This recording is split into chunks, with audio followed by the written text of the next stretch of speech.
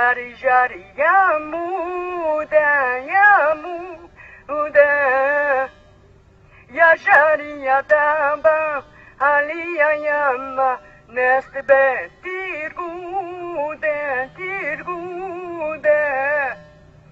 ya jari ya damba alia yama alajib. I'm out here to support the Arabs who are feeling the backlash of the terrorist attack on Tuesday. We need to use this time to show we're really upset about all the violence that's going down in New York, but also the violence that's going down around the world, and that the United States, was founded on this kind of terrorism, and it still continues today. And if we go to war, I'm not going in there with them. You know what I mean? So we want to welcome you all here. We really felt that it was important for us to have a gathering for people of color to come together and stand in solidarity with our Arab sisters and brothers here in the United States as well as abroad. We also want to be angry and allow ourselves to feel that anger and that rage for those stolen lives. We want to also understand, though, that their lives were lost because of our government's inhumane foreign policies. And we should be angry. We should be pissed off at what our country does around the rest of the world that leads us not to be safe here. That's what we should be angry at. We should be angry at our government that starves children. Not only are Arabs and Muslim Americans grieving as all people from the United States, but we are also struggling to resist the vile anti-Arab and anti-Muslim racism and prejudice that has flooded the streets and minds of the U.S. public.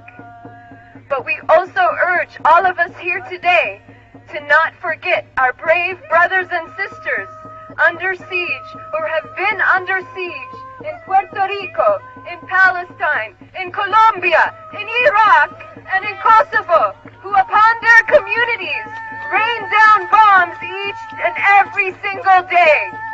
The Arab and Muslim communities stand in solidarity with the Japanese American community who faced internment in the 40s, the African American community who faced attacks in the 60s, and the indigenous people of this land we stand on here who faced attacks throughout the colonization of this land.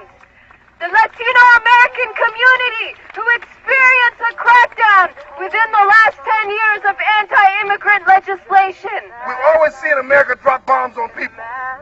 Now the chicken is coming home to roost, as Malcolm said. We got to deal with it.